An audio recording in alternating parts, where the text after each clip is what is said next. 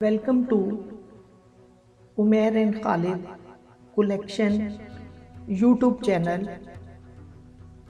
آج میں آپ کے سامنے حضرت فرید الدین گنج شکر رحمۃ اللہ علیہ کے احوال زندگی بیان کروں گا۔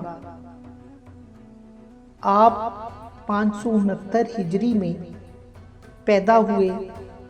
آپ شیخ الاسلام حضرت قطب الدین بختیار اوشی کے خلیفہ تھے اور اس صاحب عظمت بزرگ کی طرف سے مجاز مطلق تھے۔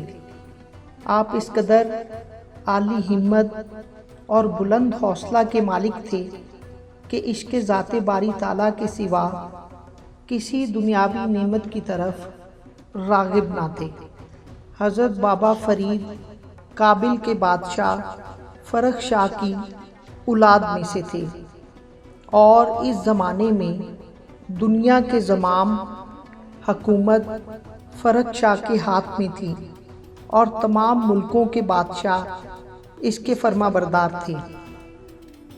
حضرت بابا فرید مسعود گنج شکر رحمۃ اللہ علیہ کے 5 صاحبزادے اور 3 صاحبزادیاں تھیں، جن میں صاحبزادوں کے نام شیخ نصیر الدین نصر اللہ، شیخ شہاب الدین، شیخ بدر الدین سلمان، خواجہ نظام الدین، شیخ یعقوب اور صاحبزادیوں کے نام بی بی مستورہ، بی بی شریفہ، بی بی فاطمہ۔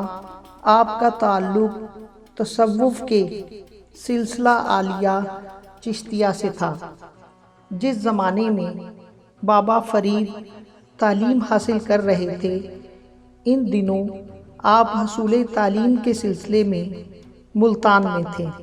ملتان میں آپ ایک مسجد میں مقیم تھے کہ ایک دن آپ مسجد میں قبلہ رخ بیٹھے کتاب نافع ہاتھ میں پکڑے سبق یاد کر رہے تھے کہ اس موقع پر شیخ الاسلام حضرت خواجہ قطب الدین بختیار کاکی اوج سے ملتان پہنچے اور اس مسجد میں تشریف لائے جہاں حضرت بابا فرید الدین ٹھہرے ہوئے تھے۔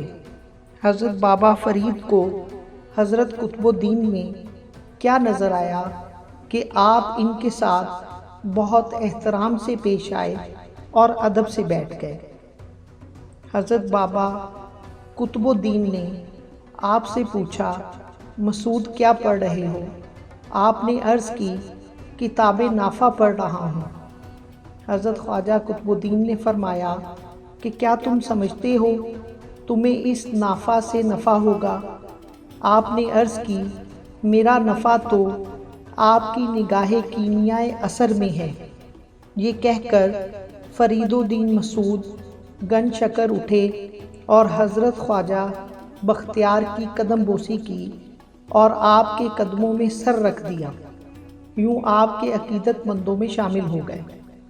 حضرت بابا فرید کی تعلیم و ترقی اور عبادت گزاری کا شعلہ ایک عالم میں پھیل گیا۔ یہ بات حضرت بہاؤالدین ذکریہ ملتانی تک بھی پہنچی۔ اس لیے آپ کی خواہش ہوئی کہ اس راہ حق کے طالب کو ملا جائے۔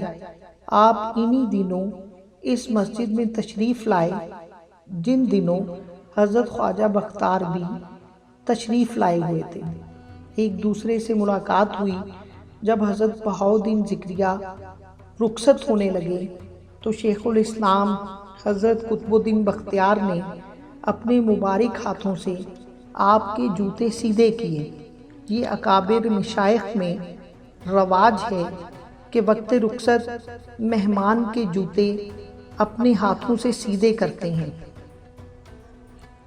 حضرت بابا فرید رحمۃ اللہ علیہ نے فرمایا کہ میں نے اپنی زندگی میں کچھ اپنے مریدین کو نصیحتیں بیان کیں اور ان نصیحتوں کے بارے میں 700 پیروں سے پوچھا، 700 اکابرین سے پوچھا، تو انہوں نے اپنی رائے قائم کی کہ یہ بہترین نصیحتیں ہیں۔ آپ نے فرمایا لوگوں میں سب سے زیادہ عقل مند وہ ہے جو سمجھتا ہے کہ جب دنیا کو چھوڑ ہی دینا ہے تو پھر اس کی ہرس بھی چھوڑ دی جائے۔ لوگوں میں بزرگ ترین آدمی وہ ہے جسے کوئی لالچ، کوئی خوف اپنے موقف سے ہٹا نہ سکے۔ اللہ جل جلالہ اس بندے سے شرماتا ہے جو دونوں ہاتھ اس کی بارگاہ میں اٹھائے اور وہ اسے نامراد لوٹائے۔ سخی وہ ہے جس کی برکت سے تمام چیزیں صفائی حاصل کریں اور اسے کوئی چیز تاریخ نہ بنائے۔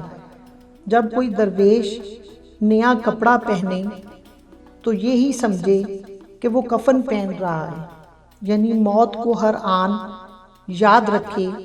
علم اگر صرف خواہشوں سے پا لیا جاتا تو دنیا میں کوئی جاہل نہ ہوتا۔ پس کوشش کر، کاہلی نہ کر، غافل نہ ہو۔ قیامت کو پشیمانی اسے ہوگی جو حق کو پانے سے غافل ہوگا۔ پھر فرمایا جسم کی خواہشات کو پورا نہ کرو، اگر تم اس کی خواہشات کو پورا کرو گے تو وہ تم سے اور مانگے گا۔ ہر کسی کی روٹی نہ کھا مگر روٹی ہر کسی کو دے۔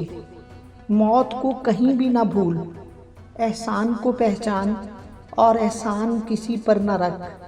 جس نے نیکی کی ہو اسے اپنا سمجھ، نیکی کرنے کے لیے بہانہ ڈھونڈو۔ دولت کی خواہش رکھنے والا درویش اور حریص ہے۔ حضرت بابا فرید کو خالصتا کی بیماری ہو گئی اور یہ بیماری شدت اختیار کر گئی، اور حضرت خواجہ قطب الدین آپ کے پاس موجود تھے جب 5 محرم الحرام 664 ہجری میں اس بیماری کی شدت میں اضافہ ہوا۔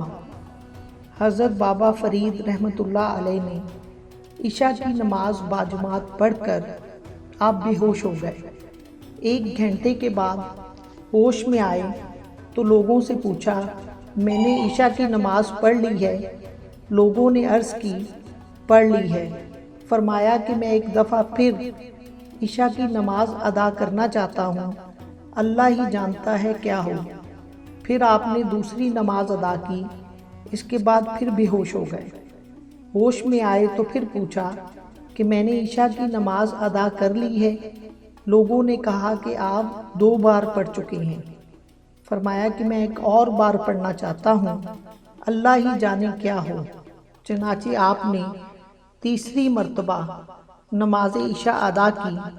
آپ کے بزرگ، آپ کے پیر و مرشد فرماتے ہیں کہ جب آپ کی روح جسم سے پرواز کی تو آپ اس وقت یہ کلمے پڑھ رہے تھے، یا حیو یا قیوم۔